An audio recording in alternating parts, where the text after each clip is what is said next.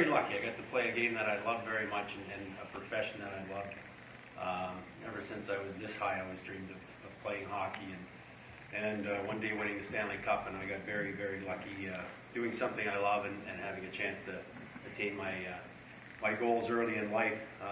It also, playing professional sports and being a professional athlete also affords you the opportunity to give back to the community. So I've been very lucky. As an organization and myself, we've raised a lot of money for various charities. Worked with youth hockey, ran clinics, all that good stuff. So it is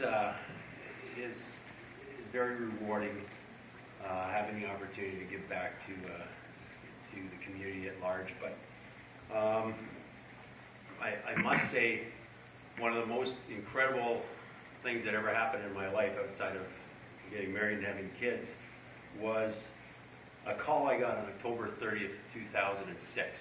I was the executive director of the Alumni Association, and I got a phone call from, her name was Louise DeRoche, and she worked for the National Defense Department. And it's actually fitting that I'm going to talk about this story in this great hall here.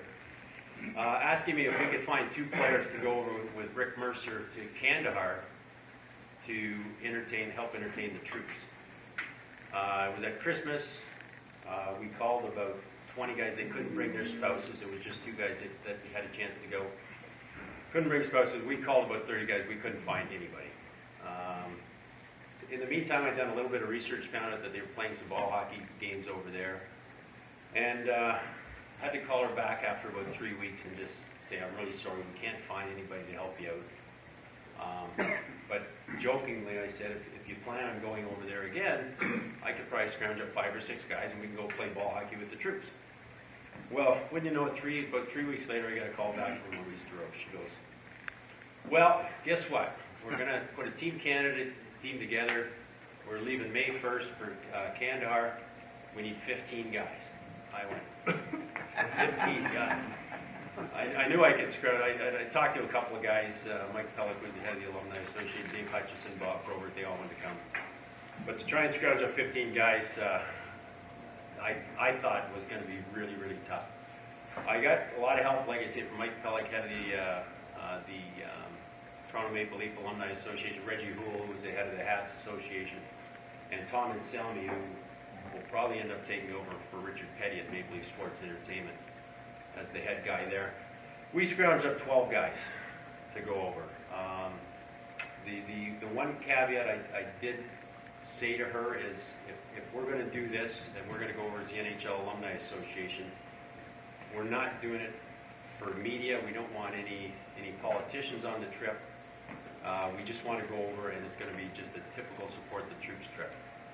And true to her word, no media did show up. No politicians showed up, thank goodness. Media was there when we got there, so we did get a little bit of play on it. But the one caveat on their side is you got to get all these shots, and you have to get yourself to Ottawa.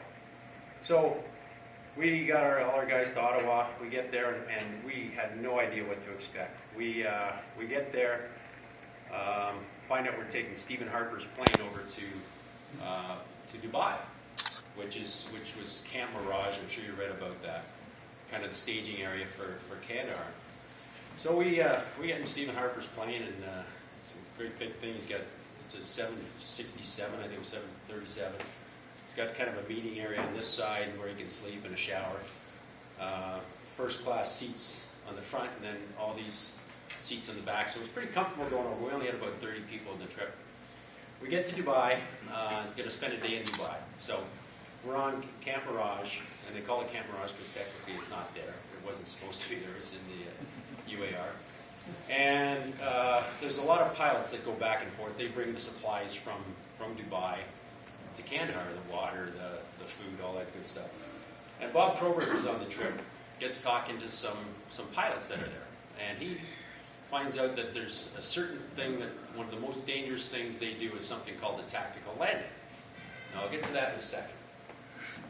We spend a day in Dubai. We get on a Hercules plane. It was about 7 in the morning for our 3-hour trip to Kandahar Air Force Base. We can't go over Iran, so we have to go around, I forget whatever sea, that Dead Sea or whatever, and up the Pakistani border.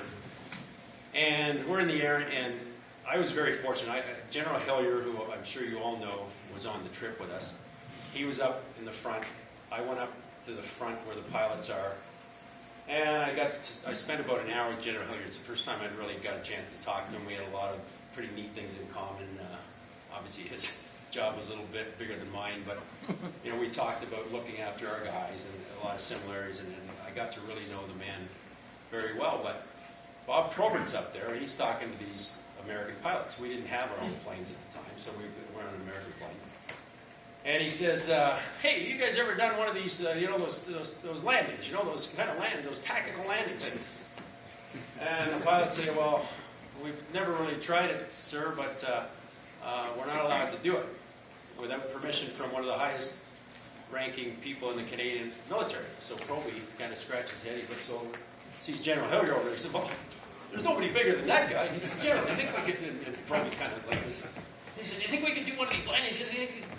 So General Hillier looked, he says, "You boys ever done a landing like that?" He said, "No, sir," in the simulator. He said, "Would you like to try one?" He says, "Darn tooth, we'd like to try one, sir." He said, "Okay, let's do a tactical landing." A tactical landing in a Hercules plane is you're basically going into a war zone, and the plane is on the ground as least amount of time as possible. So you start at 10,000 feet, you do a 30-degree just a descent into the airfield. You don't land straight on, you actually go around and come land this way, slam on the brakes, drop your cargo, and take off. Now, we didn't obviously do that part, but we're at 10,000 feet, and the pilots just said, "Everybody get buckled in. We're coming in." So everybody buckles in. I know what's going on. About 3 of us know what's going on. Nobody else in the plane knows what's going on. We start hammering down, and this thing's like a bathtub in the air. It's just like rattling around like crazy. We do the turn, land, slam on the brakes, and I don't think one guy in the plane moved. Everybody was just like this. Right? So this was the start of a pretty incredible day for me. So we get out. We have to wear the flak jackets and the helmet. It's about 30, 35 pounds a year because you're technically in a war zone. We get out. It's 42 degrees on the tarmac. It's 10 in the morning. It reached 57 that day. And we were coming from Canada, right?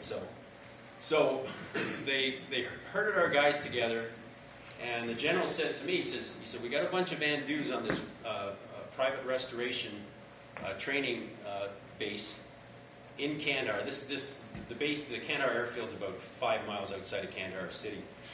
Would you like to go visit them?" So I said, "Sure, sir, I'll go with you." So I figure the closer I stay to the general, the safest I'm going to be. Right?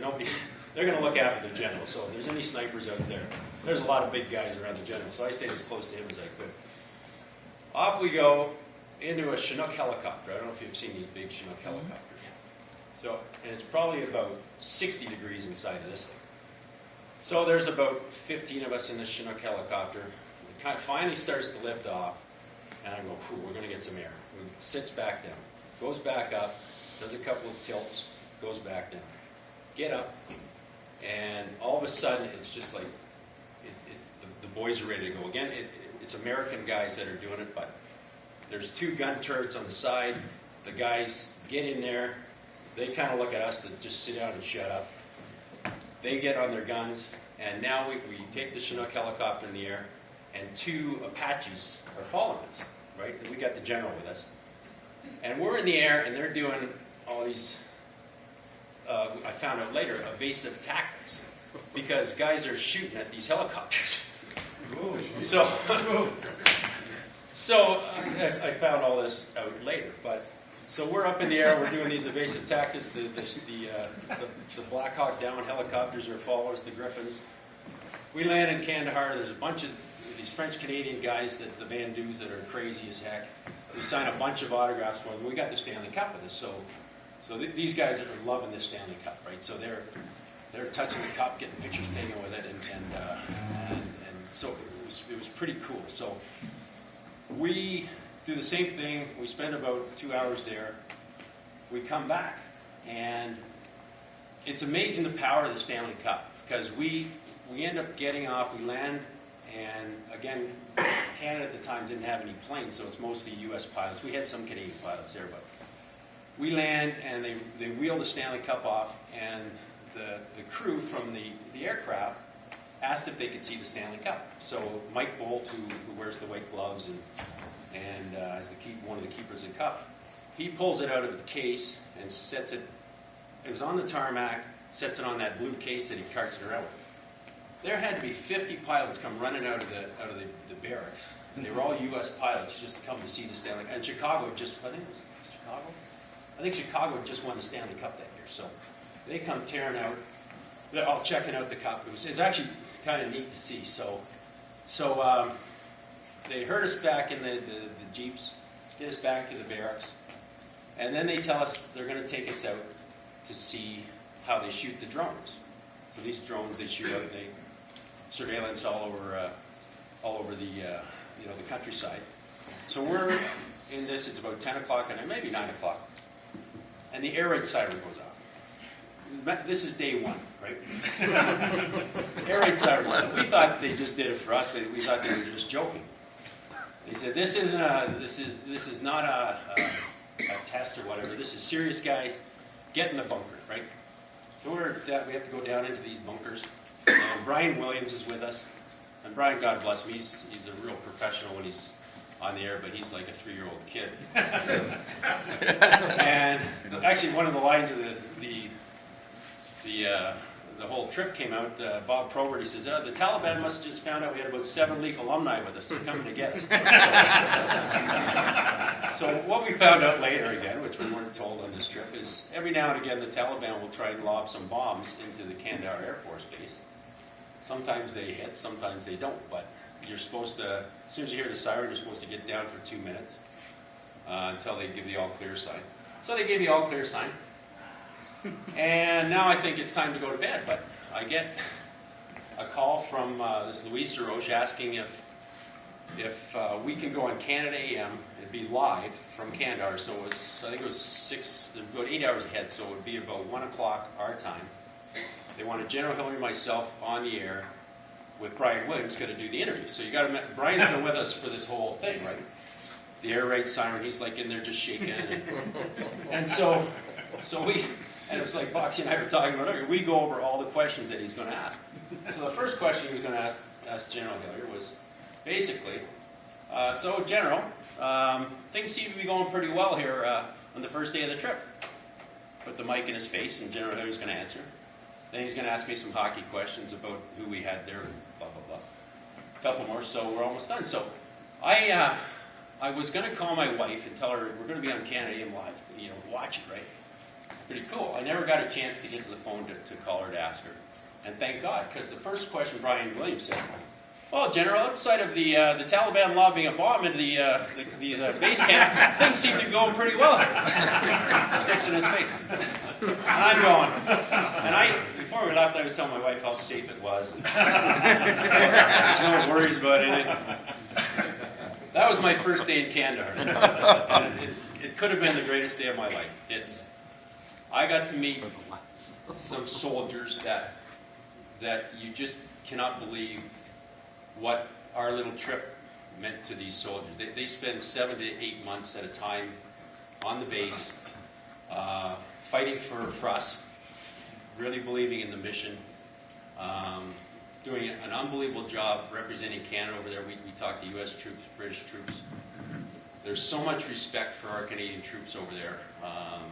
I know personally, whenever I see one of our troops having a meal or whatever, I'll pick up his lunch for him or dinner or whatever. Just that's what they mean to me from being over there. But every one of them to a T would look you in the eye and just say, just thank you so much for coming over here, sir. You don't know what it means to us, what you guys are doing. And we're kind of going, it's a week out of our lives. This is nothing to us. Thank you guys for what you're doing for us, because you're fighting the bad guys over there, and they can't come here and blow up the CN Tower while you're fighting them, right? So I guess I'll get off the side a little bit. kind of a neat thing we learned over there was before we got there, there was 50,000 Taliban boys going to school, and that was all that was allowed to go to school. When we left last year, there was close to 700,000 kids going to school, and 40% of them were female. And I guess their tactic is education, education, education. Teach them that we're not the bad guys the Taliban are telling them we are, and get them as much education as you can, so the hatred isn't there for them to strap on a pack and come blow us up. So, we had 3 women on the trip. Sorry for you down in the back. I'm sorry. You could probably appreciate this. There was 1 washroom.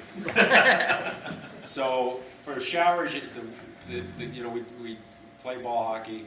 Guys would go shower, and then when the women were in there, they flipped the sign that women were taking the shower. But the toilets and everything it was like Ally McBeal. They were communal. So. So the poor women that were on the trip, they were troopers. We finally figured out halfway through the trip that we were in these upstairs barracks. There was barracks downstairs that hardly anybody was using. We sent the women there, but this wasn't before a pretty embarrassing moment I had. After breakfast, I was on the throne, and I was just ready to come out, and I hear a woman's voice. It's Jennifer Hedger. She was on the throne. Come in to the washroom, and so I said, well, I can't open the door now. That's going to be pretty embarrassing. I'll just wait until she leaves, right? So I'm waiting probably 3 minutes or so, and I figure, well, she's got to be gone by now. I haven't heard her voice, because she's always talking to me. I haven't heard her voice anything. And the stalls are kind of along here, and then there's the sinks are here, and there's maybe about 3 feet between them. So, and the door's open this way. So, good to me, I says, you know what? I'll open the door, I'll wash my hands, I'll get out. No one will even, the other girls come in, they won't know I've been here, right? So, to make my great escape, I throw open the door. Jennifer Hedger's brushing her teeth, like this. The door hits her in the butt. Her head hits the mirror in front of her. She looks at me like I'm the biggest idiot in the world.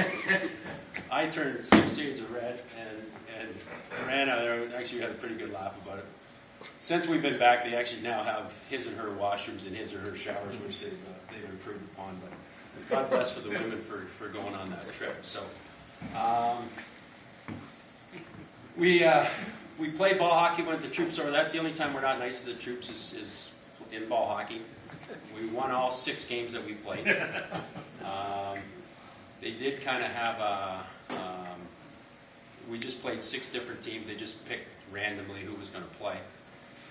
And so we ended up, there were some other misadventures, but we ended up flying back. And we figured that's it. We've done our trip. It's a trip of a lifetime. It's over. I get a call about a month later. Louise DeRoche says, let's scrounge up some more guys. General Hilliard's okay. We're going back. So I'm thinking, I had a couple of thoughts. I'm going, I don't know if I really want to go back, because if it's not as good as this was, I want to have these memories. And some of the guys only go once, because just for that reason. So I said, fabulous, let's do it. One thing we're going to do, she says, we'll move the time up. We'll go in April instead of May. Be a little cooler.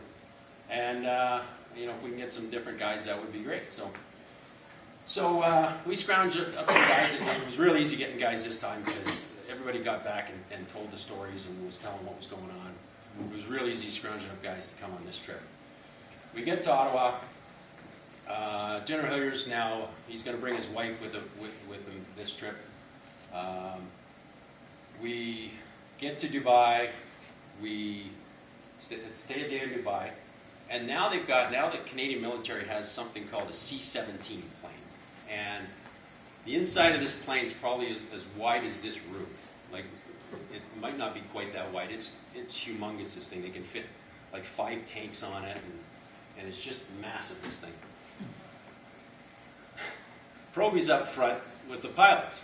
So now this thing is like a massive, like a 747, but can maneuver like a jet fighter, this thing. And we've got Blue Rodeo. We always had a group come with us. Blue Rodeo came with this trip, Jim Cuddy and Greg Keeler. And Jim hates to fly. So we're up front. Proby's up front. General Hilliard's up with his wife. Proby, you want to do one of those, Proby, think we can do one of those landings again, sir? Just great if we can do that. And now it's Canadian pilot says, boys, you guys ever done a tactical landing in this plane? No, sir. We've done it on the simulator, but we've never done one in the plane. He says, do you want to try it? They go, yes, sir. We'd love to try it. So I kind of get wind of what's going on, and so I know what to expect. And we got a bunch of new guys, Blue Rodeo, Jim Cuddy, who hates to fly. And General Hilliard's wife orders a cup of coffee. And he says, Joyce, he says, you better not take that coffee. She says, no, I'll drink it quick. He says, we're going to be doing this landing. We'll be going down pretty quickly. You might not want to have a coffee in your hand when we do it. She goes, oh, I'll be real careful, right? Now, the C-17, instead of being in Hercules at 10,000 feet, we're at 40,000 feet. Same drill. Basically, it slams on brakes. I don't know exactly how the aerodynamics work. Slams on brakes, shoots straight down like the biggest roller coaster ride you've ever had in your life, around, and stops on a dime on the airport. Joyce has got her coffee beside General Hilliard. They tell us to strap on and these seats you sit on the sides of the plane, so you have seats going up each side. And we had our helmets with us. They said, please secure your helmets and your gear. We're gonna try something, right? That's what they do. So I knew what was coming. So, and I know the force of this thing. So, anyways, they slam on the brakes. Joyce got the coffee all over General Hilliard.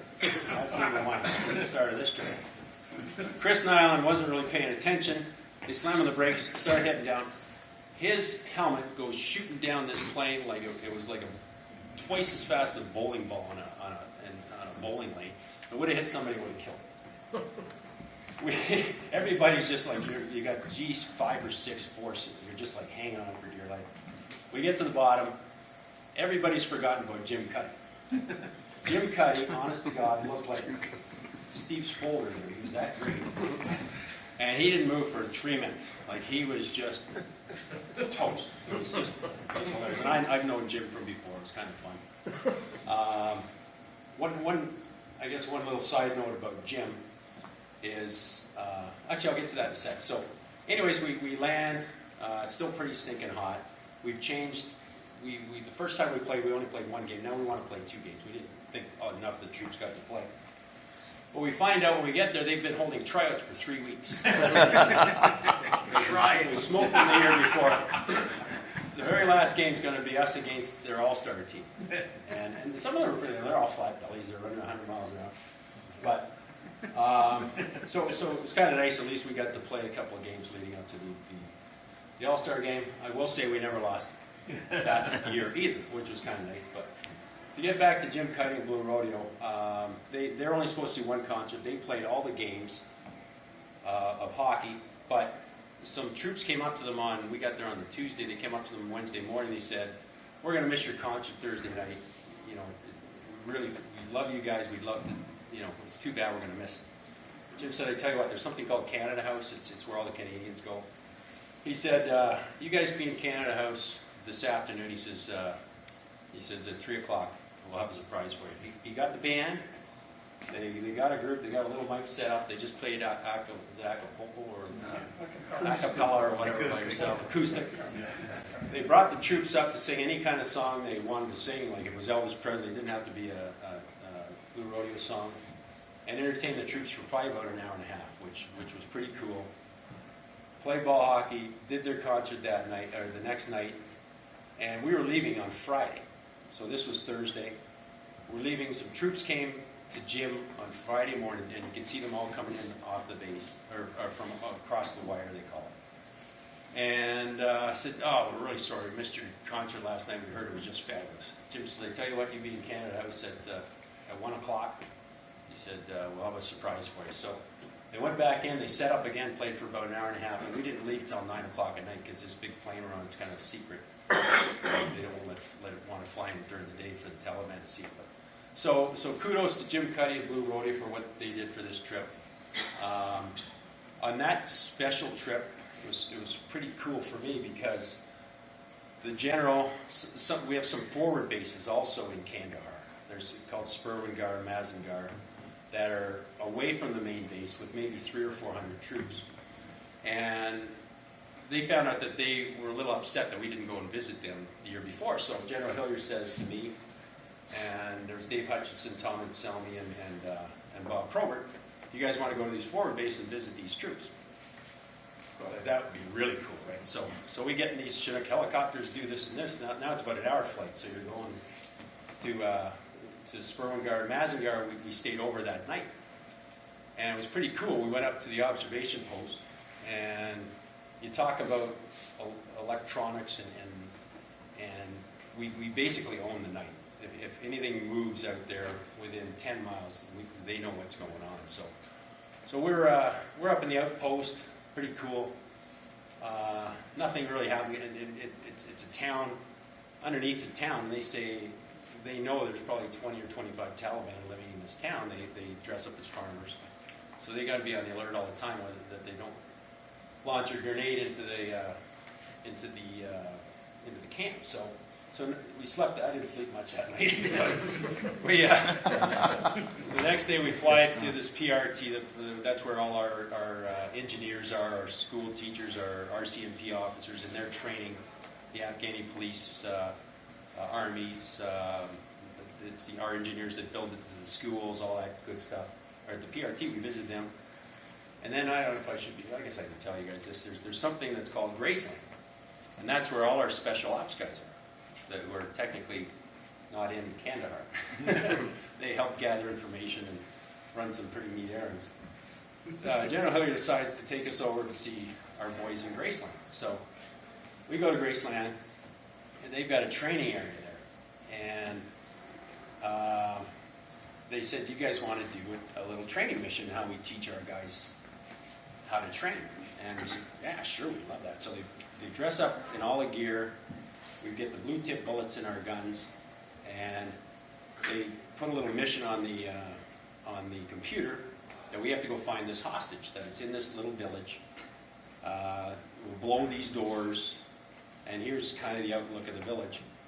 And all the special op guys either dressed up as bad guys or women. They put burqas on. So we're running through this thing, and I was team 1 with Tom and Selmy. Team 2 is Hutchie and Probert. So the way it works is you go in, Tom was 1, I was 2, and we've got 4 guys behind us on our team. They blow the door. Number 1 goes running through either left or right. He thinks the most trouble is. Number 2 goes the opposite way, and you both crouch down, number 3, number 4, and all you're doing is firing, right? You're just shooting as much as you can. So we went in, we did a pretty good job, and General Hilliard's on the catwalk watching us, right? There's an over. So there's a door on the right, a door straight ahead. We decide, I'll go with one of the special ops guys to the door on the right. The 4 of them went ahead. Sure enough, the hostages, we opened this door, and the hostage right there. We shot the guy who was guarding him. And we got our hostage out in maybe about a minute, right? So we get out. We say, should we mop up operations? That's what they say. And they say, yeah, mop up operations. So we go through and kill all the Taliban in there. And we're done. And you're shooting these blue tip bullets like they hit you. They hurt. So our thing's done. So now Group 2's going. This is Dave Hutchison and Bob Probert. So we get up on the catwalk. They see their mission. Hutchie's number 1, Proby's number 2. They blow the door. Hutchie's supposed to run through and go left or right, and Proby's supposed to go the other way. Hutchie jumps into the door and just starts firing. Proby's trying to push to get by him, and he can't get by him. He goes over his shoulder with his gun like this.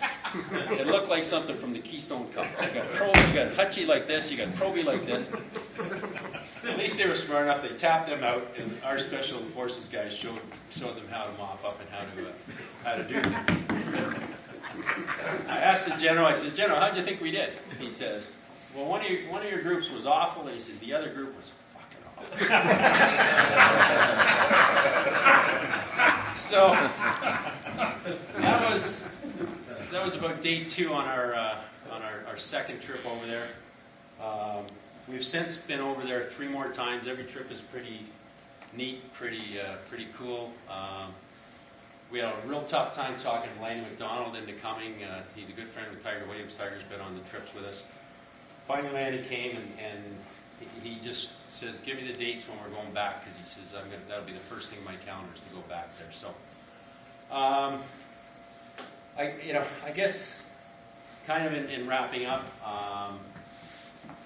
it's kind of a special thing I get to do because I got to play hockey and the job I have. But for me, it's kind of like, knowing where you were when Paul Henderson scored the winning goal, or where President Kennedy was when he was shot. It's something that I'll never forget, that phone call on at 10 o'clock in the morning, October 30th, 2006, from this Louise DeRoche, asking me if I could find 2 guys to go to Kandahar. And God bless her, she's made me a much better person.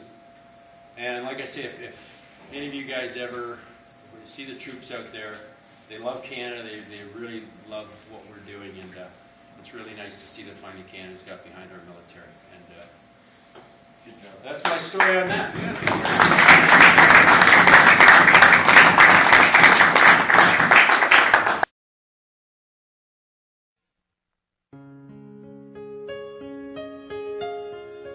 Together we can, together we will, together we strive this task to fulfill. Children are waiting, this we understand. Give our hearts and minds, together we can.